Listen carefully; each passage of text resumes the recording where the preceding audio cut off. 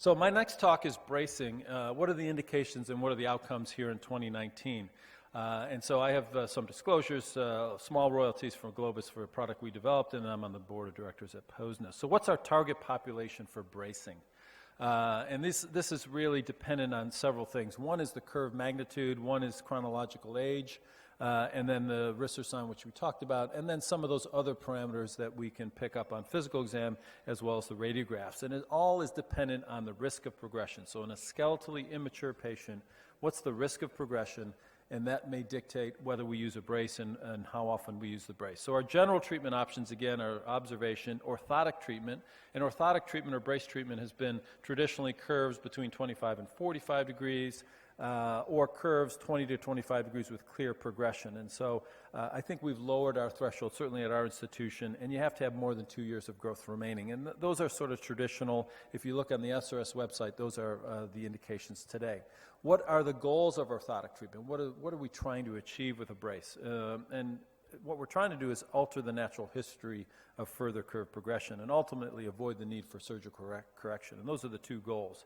And it's achieved by reducing the curve in the brace so that as they grow, the curve doesn't progress over time. So if you look at these curves, and what does an orthotist do when they look at these radiographs? They say, well, I've got a thoracic curve on the left patient, and on this other patient to the right, I have a double curve. So how do I attack those curves?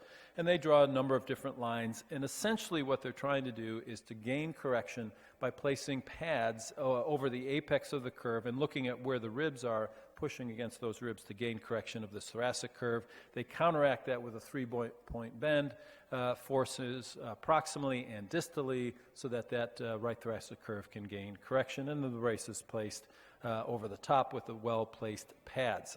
Similarly, on this curve to the right, again, they're pushing on that right thoracic curve, they're pushing proximally on the proximal thoracic curve, and then for this particular curve, because there's a lumbar curve, they are pushing on that lumbar curve to gain correction. And so similarly shaped brace, but the pads are different. And so here's the immediate effect of an orthosis. So this patient to the left, you can see that there's nice in-brace correction of that thoracic curve.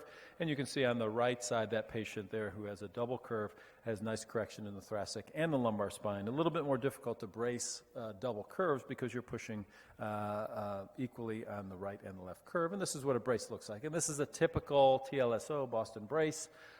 These are all prefabricated in terms of the shell, and then they're custom made to each patient. And today, using optic laser scanning devices, we can really hone in on the perfect brace shape for each patient. And so you can see here's the forces that are created. You can see there's a window there on that left side to allow those rib margins to come out. So you can push on the right side and allow this apical window on the left. You can see that there's shoulder asymmetry that's sort of built into this because you're really pushing on that thoracic curve. You're trying to keep the shoulders level, but in the end, that left shoulder comes up. And you can see this patient with a brace on, and nobody has to notice that they're wearing it, but you certainly can see that that left shoulder is slightly elevated on that left side. And you always have to make sure that there's not problems that are happening, and so working with your orthotist is really important because here you can see a little bit of a superficial pressure sore. So today we use the Boston brace. We use a TLSO. It's an all-day and nighttime brace, again, custom made. We used to use a Charleston brace for nighttime bending brace for lumbar curves. Today we use a Providence brace, which is pictured here, slightly different morphology, but essentially it overbends that lumbar curve at nighttime, treating lumbar curves between 25 and 35 degrees. We don't have any experience with the Chanot Rigo brace, but this is certainly something that is on the horizon, and several institutions are using it. We've seen some patients that have come from the outside with this brace, and we've had sort of mixed impressions of that brace. Some very impressive, others not impressive at all, and so I think there's room for looking at this. So let's go to the literature. So what are the classic literatures? Nachemson's article. And this is really important to remember that his article, which did not have a compliance monitor built into the brace, the success rate was 74%. So avoiding surgery, 74% of the time they had success rate. When they didn't use a brace, it was a 34% success rate of avoiding surgery. And these are really important numbers because these numbers are consistent throughout the literature, as you'll see here as we go on. Well, all of those studies up until about 7 or 8 years ago, nobody placed a compliance monitor to actually see if the patients actually were compliant with the brace. So you gave them a brace, you prescribed the brace, you gave them a certain percentage in terms of daytime and nighttime hours, and then you saw them back and hopefully they were successful in the brace. So the question is, can you monitor them? Will the monitoring improve compliance? Is compliance higher? Will success be greater? So if you have higher compliance, will the success be greater? And are the indications different and perhaps tighter with compliance data? So we place a compliance data monitor logger in the brace. It's a temperature sensor, essentially. It's very, very tight in terms of the tolerance. And so when the patient wears it, we know it. It pings the brace every 15 minutes to give us data. And this is data that Laura Carroll from our institution has really championed. And so we had a study in which some of us counseled the patients, others did not. And in the end, the patients who were counseled wore the brace 3 hours longer than those who were not counseled. Now, you could say 3 hours, that's not a whole lot of time. Well, in the end, it helped. And for those patients who were counseled, they actually avoided surgery much more often. This is what they get. They get a brace report card. And you can see that you can very easily see each day that this particular patient wore the brace. You can see how many hours they wore the brace. And you can see a very strong trend. After school started, most kids don't like to wear the brace because they don't like to let the other children see that they're wearing the brace. This is a longer-term time period in which this patient wore this brace for a year. And you can see that in the beginning, this patient was very compliant with the brace. You can see 24 hours is in the y-axis, and the number of days is in the x-axis, and the patient was very compliant. So what about counseling in the end? So counseled patients progress less and have less surgery. Patients who had surgery wore the brace 3.4 hours less, and counseling increases that brace 3 hours a day. And so we should really all counsel our patients using this temperature sensor. What about compliance? I'm going to skip through this really quickly, but the bottom line is that basically what people say they wear the brace is really not true, and that's why compliance monitoring is necessary. And the more compliant the brace patients are, the less likely they'll have surgery. And so here you can see that somebody who wears the brace 12 hours or more per day had a 6% chance of having surgery in this particular cohort of patients.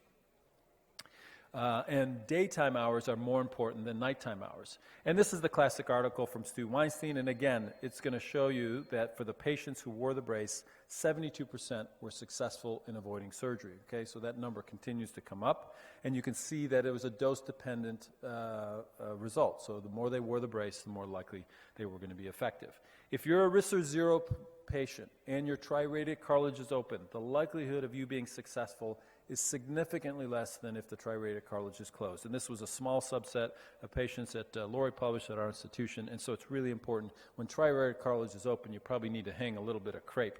And when lumbar curves are braced, they're more successful than when thoracic curves are braced, and that's also really important. And understanding peak growth acceleration, I think we're still in the infancy stages of this. I think Jim Sanders' data is very important. The humeral head data is actually promising. And there's a recent publication on this. Brian Smith reported this at the SRS. And so success can be seen. So here's a patient who wore the brace 17.6 hours a day and avoided surgery even when she started out with a 29-degree curve. Here's a patient that was not compliant in the brace and had surgery recommended at 45 degrees. And occasionally we can modulate curves. So here's a patient who's very compliant with the brace, and her curve in the end was actually smaller than where we started, and we don't see that very often. So my conclusion are bracing works best for lumbar curves, compliant patients, RISR 1 patients. We didn't talk about this data, but if a patient's very large or very small, they're not as successful treated with a brace, and smaller curves are better. So my indications for bracing, I have a strong bias toward bracing. I think absolutely it works. Always monitor with a temperature sensor. Thoracic curve, start with curve magnitude 20 to 25 degrees. Prescribe the brace 18 to 20 hours a day, hoping to get 14 to 16. I think if you're above 14, you're going to be successful. For lumbar curves, I actually start a little bit smaller because I think they give you more trouble later on into adulthood. I think they're easier to brace because you can brace them at nighttime, and I think it's important to prevent these curves from getting into larger magnitudes. Even if you can avoid surgery, avoiding larger curves is better. So thank you very much.